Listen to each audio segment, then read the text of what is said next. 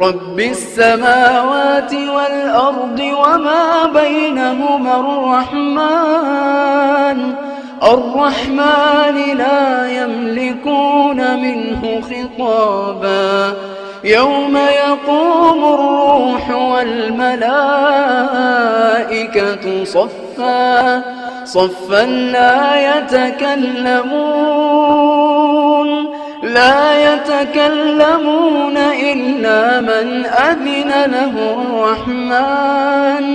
إلا من أذن له الرحمن وقال صوابا ذلك اليوم الحق فمن شاء اتخذ إلى ربه مآبا إنا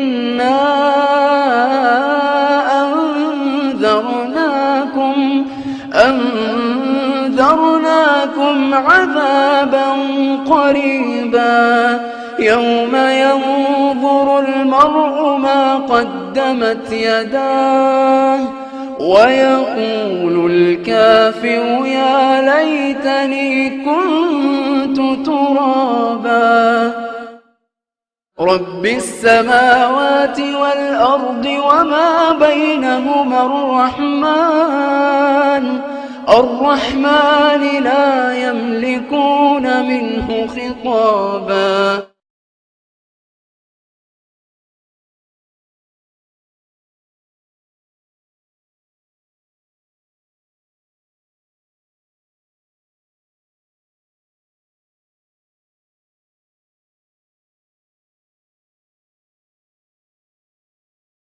يوم يقوم الروح والملائكة صفا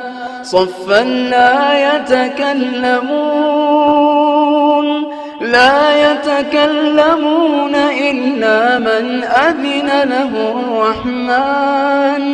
إلا من أذن له الرحمن وقال صوابا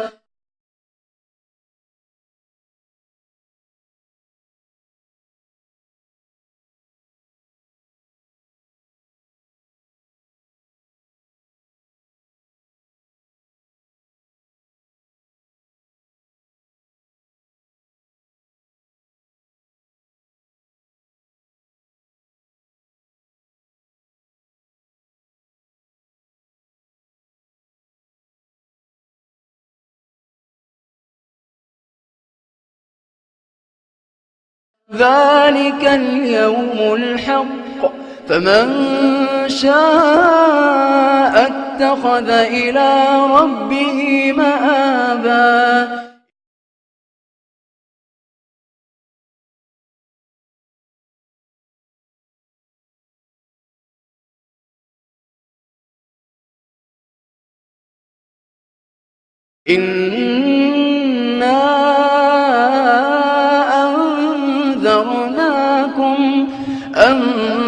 أنذرناكم عذابا قريبا يوم ينظر المرء ما قدمت يداه ويقول الكافر يا ليتني كنت ترابا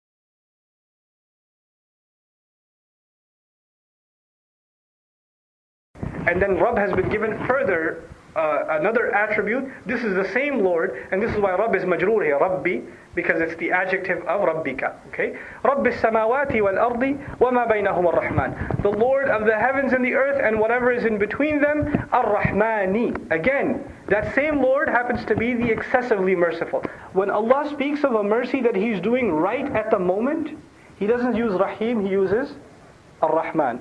Rahim is general. It's potential mercy. Allah is always merciful, yes. But when there's a special occasion of mercy, then Allah doesn't just say Ar-Rahim, He says Ar-Rahman. So Ar-Rahman is used here because the special mercy is being given to the believers on the day of resurrection. لا يملكون منه خطابا. They will have no control. They will have no ability, no power whatsoever. And then this is the case of the kuffar. لا يملكون منه خطابا is for the kuffar. But then Allah says something else. لا يوم يقوم الروح والملائكة. So the day on which Jibreel alayhi salam, Ar-Ruh will stand, wal-malaika, and the angels. So Ar-Ruh wal-malaika. What's interesting is in other places in the Quran, we find the reverse sequence. تَنَزَّلُ الْمَلَائِكَةُ وَالْرُوحُ. Right? Here we find the Ruh and the angels. There's a reversal in the sequence. Why? One of the scholars of Balagha, for example, Al-Sha'rawi rahimahullah, commented on this. And he said that whenever you find movement, a lot of movement, then angels are associated with going up and down in constant movement. And there you find malaika mentioned first. And when you find responsibility, then who has the most responsibility among the angels? It is Jibreel alayhi salam, so he is mentioned first. So here, this is the place of the utmost responsibility, standing before Allah on Resurrection Day, so Jibreel alayhi salam has been mentioned first.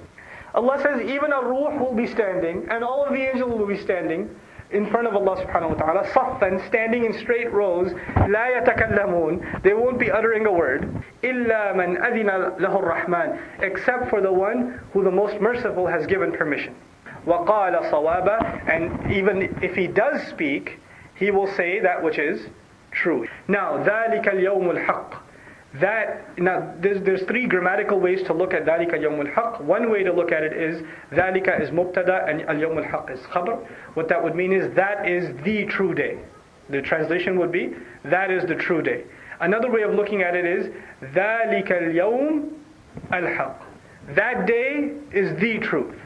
So ذلك اليوم is the mubtada and al-haq is the khabar. And ذلك اليوم الحق, the third way of looking at it is that you should know that in fact this, what we're talking about, this is that day, that true day that is coming. So it's a fragment altogether. But the rajih, the closest to correct opinion, which is endorsed by the majority of the Ahl Sunnah Mufassirun, is ذلك اليوم is mubtada and al-haq is khabar. In other words, that day is in fact the ultimate truth.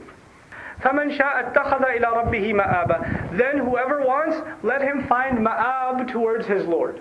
Let him hold on. Ittakhadha means to hold on to something. Not just to hold, but to hold on to it. So whoever wants, let him hold on to a path that will lead towards his Lord. And it be a ma'ab. Now ma'ab was used already in the surah. Right? Allah Azza wa Jalla spoke about Jahannam being ma'ab. Right? But now He's speaking about another ma'ab. You want a place of return towards your Lord. So whoever may want, let him find a refuge, find a place of return towards their Lord. And then in conclusion of this surah, Allah Azza wa Jalla says, Inna andarnakum. Allah did not just say andarnakum. Andarnakum means we have warned you. We have warned you. Inna andarnakum means it is no doubt we who have warned you, not anyone else. The kafir thinks Muhammad is warning us, sallallahu alaihi wasallam. Allah is letting him know, it is in fact we no doubt that are warning you, meaning Allah is warning you. Don't think this is warnings of a man. This is the warnings of the Lord of the worlds. Inna anzarnakum adaban qariban, of a punishment that is near. We said before, remember sayalamun thumma kalla sayalamun, the sa was for closeness, the conclusion is also closeness. يَوْمَ يَنْظُرُ الْمَرْءُ مَا قَدَّمَتْ يَدَاهُ, the day on which every single individual person will see whatever their hands sent forward. This is an expression in the Quran commonly misunderstood. What it means is most of our actions are done by what? Our hands. And when our hands do an action, where does it go? It gets recorded. And then it gets sent forward. So the idea is whatever you've done is basically already been archived and sent on record, and it will be brought out of those archives and displayed before you on a day that is coming ahead. وَيَقُولُ الْكَافِرُ, and as a result, the disbeliever will say on that day, in other words, يَا لَيْتَنِي كُنْتُ تُرَابًا. Really, there are no words in English that depict the power of يَا لَيْتَنِي. يَا لَيْتَنِي, the closest thing in our times, is a person who is so sad and so scared and so overwhelmed that they don't have any words. When you're speechless and dumbfounded, kuntu turaba, if only I had been reduced to nothing but dust. if I was nothing but dust. So on this, before this comes, this arrogant kafir is walking around in arrogance, thinking that he has no accountability. إِنَّهُمْ كَانُوا لَا يَرْجُونَ حِسَابًا. And on that day, he's hoping he was nothing. He was reduced to dust.